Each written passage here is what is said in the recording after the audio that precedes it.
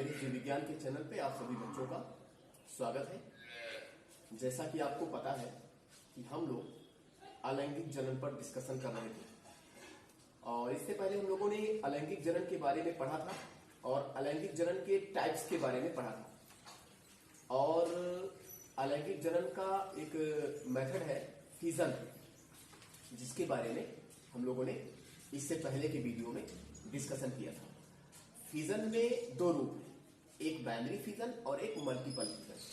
तो उन दोनों मेथड को हम लोगों ने पढ़ लिया था। अब आज जो हमारा अगला जो वीडियो है वो अलैंगिक जनन का ही रूप है और इसमें हम बडिंग, फ्रेगमेंटेशन, स्पोरुलेशन और रीजनरेशन के बारे में डिस्कशन करेंगे। इससे पहले हम लोगों ने अलैंगिक जनन का फिजन पढ़ लिया था। फिजन में बाइनरी फिजन और मल्टीपल फिजन के बारे में भी डिस्कशन कर दिया था। अभी आपके सामने बडिंग, फ्रेगमेंटेशन, रीजनरेशन और स्पोरुलेशन, एसेक्सुअल रिप्रोडक्शन का वो पार्ट 1 था, ये पार्ट 2 है। सबसे पहले हम बडिंग के बारे में हम जान लेते हैं कि बडिंग है क्या। बडिंग को हिंदी में मुकुलन कहते हैं, ठीक है। इस प्रकार के जनन में जीव का शरीर, एक जीव के शरीर पर किसी एक पार्टिकुलर साइट पर एक छोटी सी उभार के रूप में संरचना बनती है जिसको हम बड कहते हैं और वो संरचना अलग होकर नए जीव को जन्म देती है, ठीक है। तो इस प्रकार के जनन में जीव के शरीर के किसी पार्टिकुलर साइट पर एक छोटी सी उभार के रूप में संरचना बनती है जो आवश्यक परिस्थितियों में अलग होकर नए जीव के रूप में विकसित हो जाती है, जिसे हम बडिंग कहते हैं। और वो जो छोटी सी उभार के रूप में संरचना बन रही है उसको हम बड कहते हैं, मुकुल, ठीक है। इस प्रकार हम इसकी परिभाषा ये बता सकते हैं कि budding is a type of asexual reproduction. Budding is a type of asexual reproduction in which a new organism develop from an outgrowth.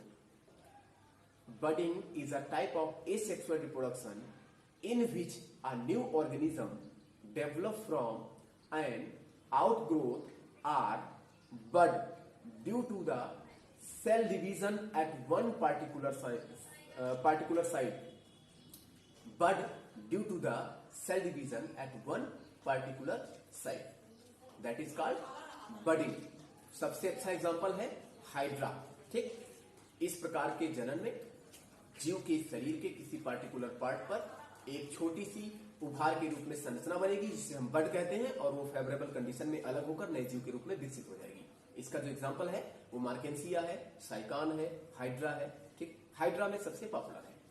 ये आप फिगर देख लें, ये पेरेंट सेल है, एक छोटी सी उभार यानी बड बन गया है और वो अलग होके यंग हाइड्रा के रूप में डेवलप हो गया। ये फिगर है हाइड्रा का और ये हाइड्रा में बडिंग शो कर रहा है, ठीक है। तो ये अलैंगिक जनन का एक और अगला रूप था। इससे पहले हम लोगों ने फिजन पढ़ा था। इसके बाद हम पढ़ेंगे फ्रेगमेंटेशन। फ्रेगमेंटेशन को हम कहते हैं खंडन, ठीक है। ये फंजाई और स्पायरोगायरा में पॉपुलर है।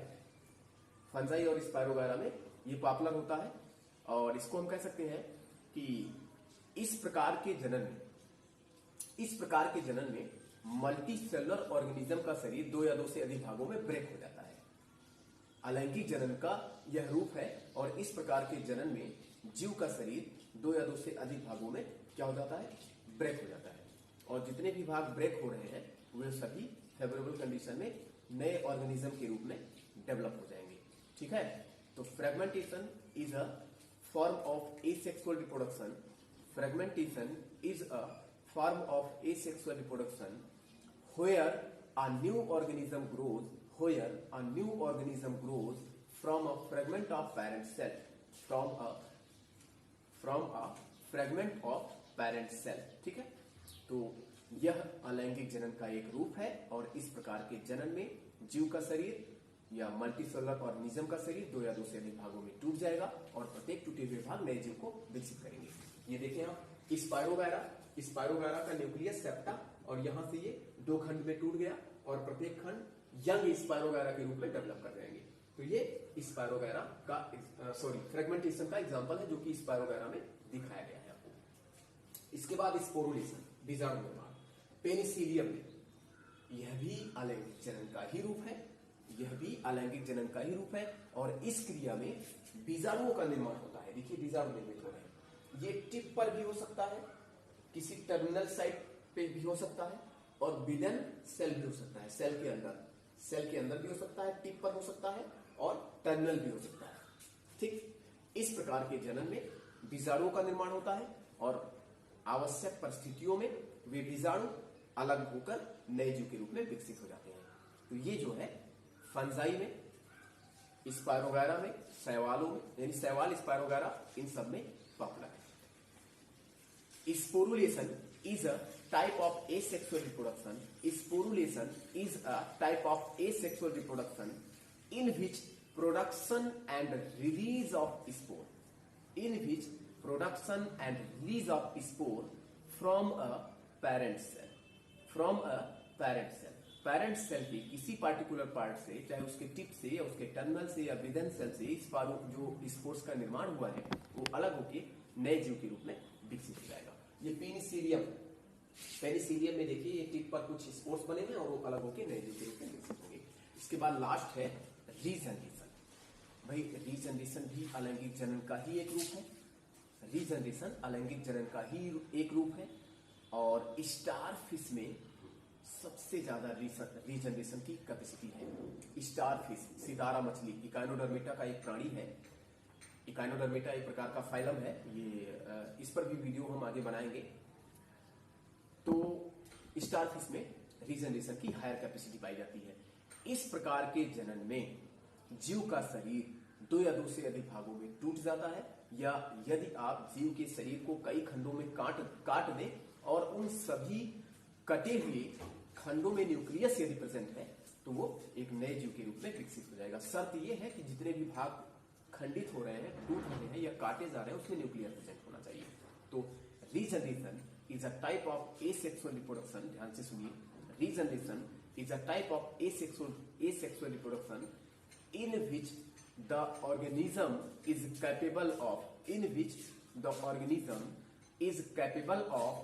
regrowing certain body parts, bracket में आप लिख सकते हैं न्यूक्लियस आर प्रेजेंट। तो ये रीजनरेशन अलैंगिक जनन का ही एक रूप है, जिसमें यदि हम किसी जीव के शरीर को कई खंडों में काट दें या वो किसी कारणवश उसका शरीर दुर्घटनाग्रस्त होकर कई भागों में टूट जाए और अगर उसमें न्यूक्लियस प्रेजेंट है तो सारे नए जीव के रूप में विकसित हो जाएंगे। तो ये अलैंगिक जनन के रूप थे। सबसे पहले पार्ट में हम लोगों ने फिजन, बाइनरी फिजन को पढ़ लिया था। इसके बाद बडिंग, फ्रेगमेंटेशन, स्पोरुलेशन, रीजनरेशन, इन सबको आज हम लोगों ने पढ़ लिया। ये भी अलैंगिक जनन का ही रूप है। इस प्रकार से अलैंगिक जनन को हम लोगों ने कंप्लीट कर लिया। यदि आपके बोर्ड के एग्जाम में अलैंगिक जनन से आप क्या समझते हैं, अलैंगिक जनन के क्या लाभ हैं, क्या हानियां हैं, अलैंगिक जनन के विभिन्न रूप क्या हैं, या budding, fragmentation, regeneration, sporulation, binary fission से आप क्या समझते हैं, कोई भी एक चीज पूछ ले यदि, तो आप उसका जो है डिस्कशन अपने कॉपी में कर सकते हैं, लिख सकते हैं और नंबर पा सकते हैं। तो वीडियो को एंड करने से पहले बच्चों एक IMP फैक्ट जो कि इस टॉपिक से हटकर है। यदि आप चाहते हो कि आपको पथरी की शिकायत ना हो, पथरी की समस्या आपको ना हो, आपके पेट में, आपके जो है गॉल ब्लैडर में, आपके किडनी में, आपके लीवर में, कहीं भी पथरी की समस्या ना हो, तो आप मैग्नीशियम युक्त भोजन का सेवन करें। मैग्नीशियम युक्त फल, मैग्नीशियम युक्त सब्जियां आप ले सकते हो। केला ले सकते हो, हरी शाक भाजियां ले सकते हो, जिसमें खूब ड्राई फ्रूट्स ले सकते हो, जिसमें खूब ज्यादा मात्रा में मैग्नीशियम पाया जाता है। और मैग्नीशियम लगातार लेते रहने से यदि शरीर में उसकी कमी नहीं हो पाती है तो आपको कभी भी पथरी की समस्या नहीं हो सकती। तो हैव अ ग्रेट डे, आपका दिन शुभ हो।